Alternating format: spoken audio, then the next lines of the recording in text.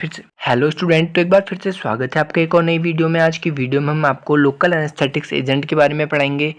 ये हमारा फार्माकोलॉजी का सेकंड यूनिट रहने वाला है। सेकंड यूनिट का 7वां पार्ट रहने वाला है। यदि आपने इससे पहले के पार्ट नहीं देखे हैं तो उनका लिंक डिस्क्रिप्शन में आप वहाँ जाकर उनको देख सकते हैं, या फिर प्रिंट में हमने उसके लिंक को पिन करा है, वहाँ जाकर फिर वीडियो को देख सकते हैं। तो आज बात करेंगे हम लोकल एनेस्थेटिक एजेंट्स की। तो लोकल एनेस्थेटिक एजेंट क्या होते हैं? तो लोकल एस्थेटिक एजेंट वो मेडिसिन होती है या फिर वो दवाई होती है जो कि क्या करती है, temporary nums up specific part of body. मतलब ये क्या करती है, जहाँ पे हम उसको अप्लाई करते हैं वहाँ पे क्या कर देती है, टेम्पररी वो क्या कर देती है, कुछ टाइम के लिए सुन कर देती है हमारे स्पेसिफिक पार्ट ऑफ बॉडी। मतलब हम जहाँ पे उसको अप्लाई करते हैं वहाँ पे क्या कर देती है, उस चीज़ को वो सुन कर देती है। वहाँ पे हमें कोई भी पेन का सेंसेशन जो है नहीं महसूस होगा। मतलब वहाँ पे अगर हमें कोई दर्द होगा तो वो क्या हो जाएगा, कुछ टाइम के लिए क्या हो जाएगा, सुन्न हो जाएगा। तो उससे हमें क्या है, दर्द नहीं होगा।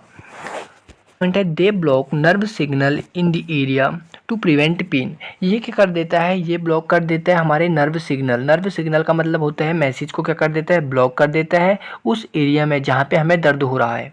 हमें दर्द होता है तो क्या होता है, हमारे ब्रेन में सिग्नल जाता है, तभी हमें पता लगता है कि हमारे जो यहाँ पे है क्या हो रहा है, दर्द हो रहा है या फिर पेन हो रहा है। बट ये जो है मैसेज को जाने ही नहीं देते हमारे ब्रेन तक, जिसकी वजह से हमें क्या है, उस एरिया में जो है दर्द नहीं होता है। Used for minor surgeries. अब इनका इस्तेमाल किया जाता है हमारी छोटी मोटी सर्जरीज के लिए, डेंटल वर्क्स के लिए। मतलब आपके जो दांतों का वर्क होता है उनके लिए क्या होता है, इस्तेमाल होते हैं। डेंटिस्ट इनको इस्तेमाल करते हैं। और अदर स्मॉल प्रोसीजर, इसी तरह की बहुत सारी प्रोसीजर हो सकती हैं, उनमें जो है इनका इस्तेमाल किया जाता है। अब बात कर लेते हैं इसके क्लासिफिकेशन की। तो हमारा जो लोकल एनेस्थेटिक्स है उसको आप दो तरह से ले सकते हैं। एक आता है आपका इंजेक्टेबल एनेस्थेटिक्स, एक आता है सरफेस एनेस्थेटिक्स। तो हमारा इंजेक्टेबल वाला होता है, उसको क्या कर सकते हैं, आप इंजेक्ट करते हैं हमारी बॉडी में। तो इसमें पहला आता है हमारा शॉर्ट ड्यूरेशन। शॉर्ट ड्यूरेशन मतलब एक कम समय के लिए अपना जो है असर दिखाता है। इसमें एग्जाम्पल है हमारा प्रोकाइन। इंटरमीडिएट ड्यूरेशन मतलब ठीक ठाक समय के लिए, न कम समय के लिए न ज़्यादा समय के लिए।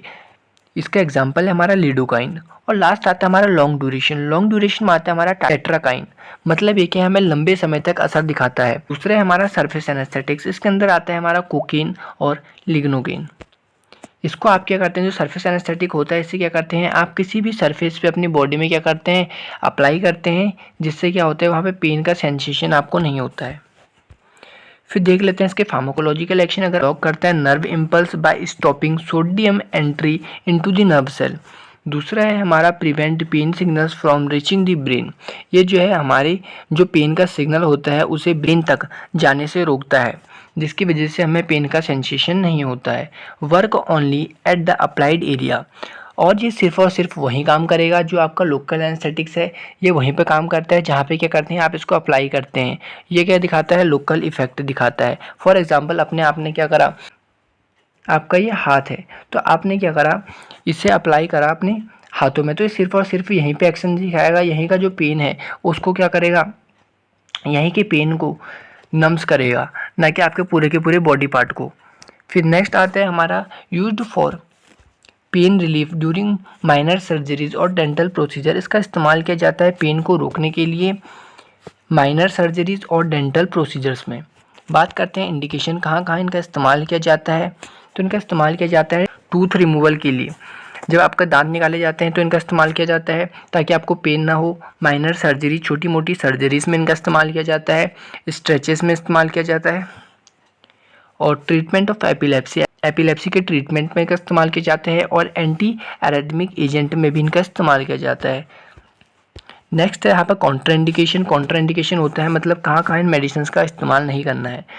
क्रोनरी डिजीज़ में, दूसरा है हार्ट फेलियर, तीसरा है हार्ट प्रॉब्लम और चौथा है लीवर डिजीज़ में। अब इसकी कितनी डोज लेनी चाहिए, इसका एग्जांपल हमारा जो प्रोकाइन होता है उसको 12 mg/kg लेना चाहिए। तो यहाँ पे जो आपका लेक्चर है 7th वो भी कंप्लीट हो चुका है। नेक्स्ट वीडियो में बात करेंगे non steroidal anti inflammatory drugs की।